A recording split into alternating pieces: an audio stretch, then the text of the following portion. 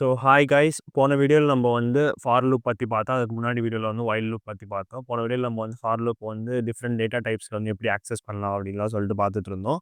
அதில் நம்ம சொல்லியிருந்தோம் கண்ட்ரோல் ஸ்டேட்மெண்ட்ஸ்னு ஒரு கான்செப்ட் இருக்குது. அதை பற்றி தான் நம்ம வந்து இந்த வீடியோவில் பார்க்க போகிறோம். இது வந்து ஒரு இம்பார்ட்டன்டான கான்செப்ட். ஏன்னா வந்து ஒரு லூப்பில் வந்து நீங்கள் வந்து ஒரு பர்டிகுலர் சினாரியோ மட்டும் நீங்கள் தனியாக செப்பரேட்டாக ஹேண்டில் பண்ணணும் அப்படின்னு நினச்சிங்கன்னா அந்த கண்ட்ரோல் ஸ்டேட்மெண்ட் யூஸ் பண்ணி தான் நீங்கள் வந்து பண்ண முடியும்.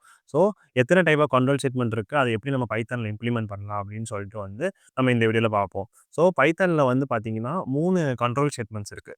ஒன்று வந்து பிரேக்கு, இன்னொன்று வந்து கண்டினியூ, இன்னொன்று வந்து பாஸ். ஸோ இதை வந்து எப்படி நம்ம வந்து லூப்பிங்கில் வந்து யூஸ் பண்ணலாம் அப்படின்னு சொல்லிட்டு பார்க்கலாம். ஃபர்ஸ்ட் நம்ம வந்து கண்டினியூ என்னன்னு சொல்லிட்டு பார்த்துடலாம் கைஸ்.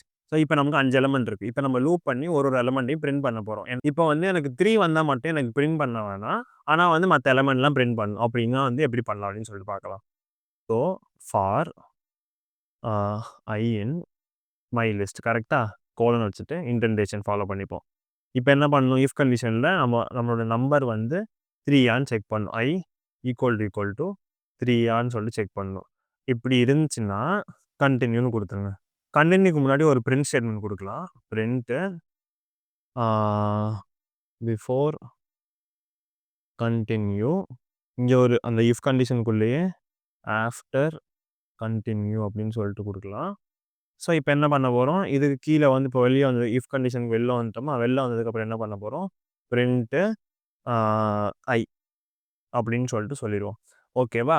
ஸோ இப்போ நம்ம என்ன பண்ண போகிறோம், இதை வந்து ரன் பண்ண போகிறோம். இப்போ நமக்கு என்ன, இது ரன் பண்ணோம், அவுட்புட் என்ன வருதுன்னு பார்ப்போம். அதுக்கப்புறம் நம்ம அதை பேஸ் பண்ணி நம்ம கண்டினியூ என்ன பண்ணுதுங்கிறத புரிஞ்சுக்கலாம். ஸோ இங்கே வந்து பார்த்தீங்கன்னா ஃபஸ்ட்டு வந்து ஐ ஈக்குவல் டு 1. ஸோ 3 கிடையாது. ஸோ இந்த இஃப் கண்டிஷன் எக்ஸிக்யூட் ஆகாது. ஸோ நமக்கு வந்து பிரிண்ட் வந்து 1 பண்ணிடுச்சு. நெக்ஸ்ட் 2 இருக்கிறப்ப இந்த ஐ வந்து 3 கிடையாது. ஸோ அதனால் வந்து பிரிண்ட்டு 2 பண்ணிடுச்சு.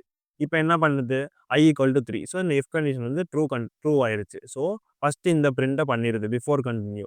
ஆனால் நம்ம கண்டினியூ வரப்போ என்ன பண்ணுது, ஏன் இந்த பிரிண்ட் ஸ்டேட்மெண்ட்டும் இந்த நம்பரும் பிரிண்ட் ஆகலை, ஏன் பிரிண்ட் ஆகலைன்னா இந்த கண்டினியூ ஸ்டேட்மெண்ட்னால தான்.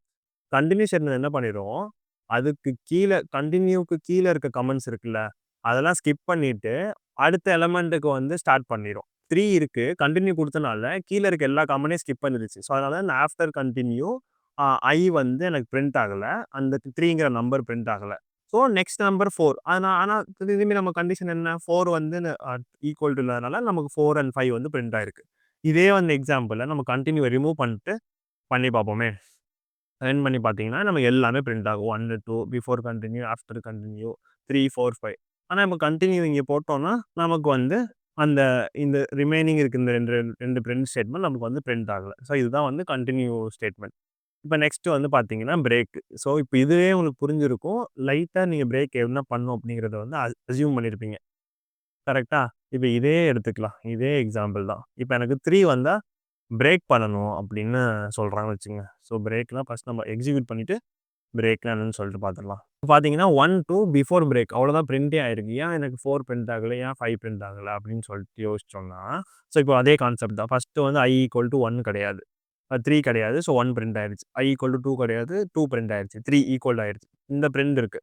ஸோ பிரேக் என்ன பண்ணிடும்னா, கண்டினியூ என்ன பண்ணுச்சு, அந்த லூப்ல இருக்க அடுத்த எலமெண்ட், அந்த லிஸ்ட்ல இருக்க அடுத்த எலமெண்ட்டுக்கு மூவ் ஆச்சு. பிரேக் வந்து லூப்பை விட்டே வெளில வந்துடும். அதனால தான் அது கீழே இருக்க எந்த ஸ்டேட்மெண்ட் எக்ஸிக்யூட் பண்ணல, அடுத்த எலமெண்ட் ஆஃப் லூப்புக்கும் அது போகாததுனால லூப் போட்டு வெளில வந்ததுனால நமக்கு வந்து 4, 5யும் பிரிண்ட் ஆகலை.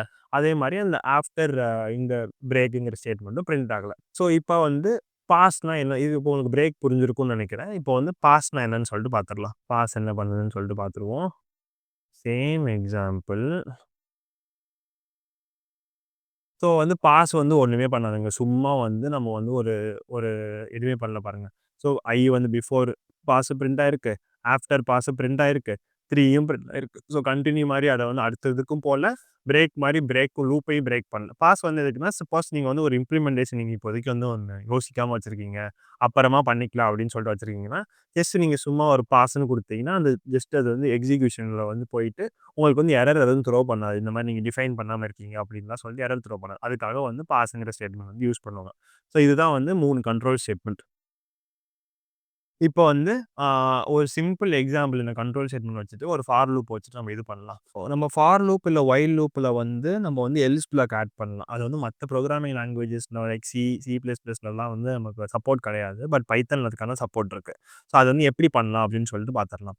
ஸோ அது வந்து என்ன பண்ணலாம்னா, ஸோ வந்து நம்ம வந்து இந்த எக்ஸாம்பிளே எடுத்துக்கலாமே. ஆ நம்ம இந்த எக்ஸாம்பிள் எடுத்துக்கலாம். ஸோ வந்து ஆ பாஸ்க்கு பதிலா ஜஸ்ட் இப்போ நான் வந்து ஒரு பிரிண்ட் ஐ குடுக்குறேன். Else print this is my else black அப்படின்னு சொல்லிட்டு. இப்போ நான் இத வந்து எக்ஸிக்யூட் பண்ணேன் அப்படின்னா, என்னோட லூப்பிங்ல இருக்க எல்லா இதுவுமே வந்து எனக்கு எக்ஸிக்யூட் ஆயிருக்கு. அதே மாரி எல்ஸ் பிளாக் எக்ஸிக்யூட் ஆயிருக்கு. இதே இப்போ ஸ்லைட்டா ஒரு மாடிஃபிகேஷன் பண்ணணும்னு வச்சுக்கலாம். இஃப் ஐ ஈக்குவல் டூ 3 நான் வந்து இத வந்து பிரேக் பண்றேன்னு வச்சுக்கலாம். பிரேக் பண்ணேன்னா, என்னோட எல்ஸ் பிளாக் வந்து எக்ஸிக்யூட் ஆகல.